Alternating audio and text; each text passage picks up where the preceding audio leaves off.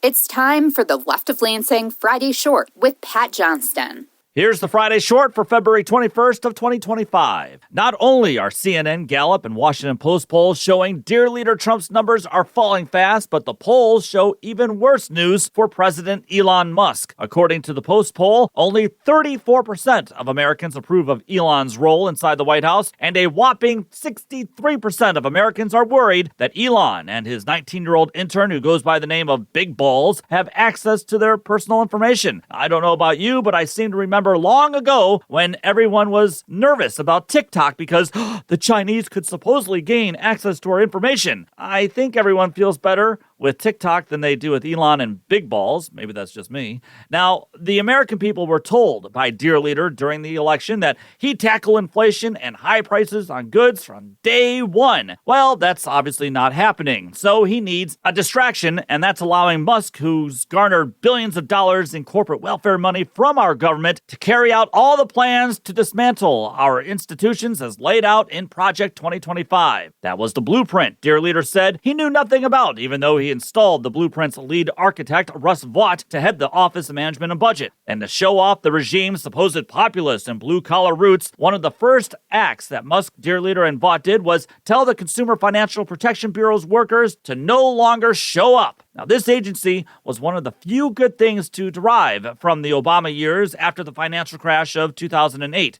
But as Vought stated in Project 2025, gutting the CFPB was of the utmost importance. And it was important for another reason. Not only did the agency guard against the corporate fleecing of Americans, it was also the watchdog over the auto lending industry, which helped prevent scams that stole from everyday Americans. So making the CFPB disappear would help those in that industry. Now, who in this current regime owns a car company and would stand to benefit from all of this?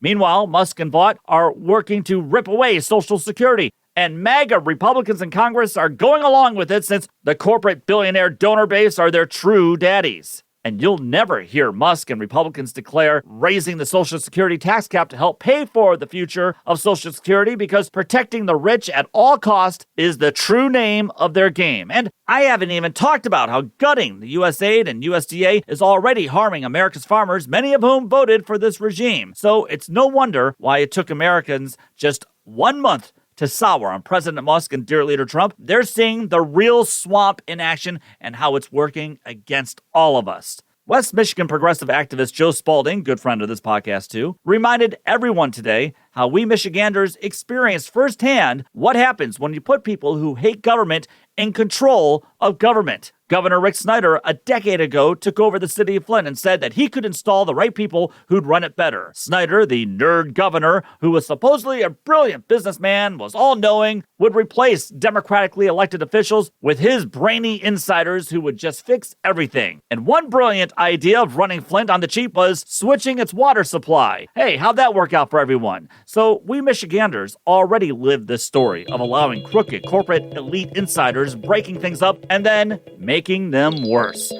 Yet, to quote C-3PO, here we go again. leftoflansing@gmail.com is my email. Follow me on Blue Sky, Twitter, Facebook, and more. Subscribe to the show on YouTube and wherever you get your podcast, and make sure to give it a 5-star review. Take the battle to them, and hey, go Tigers!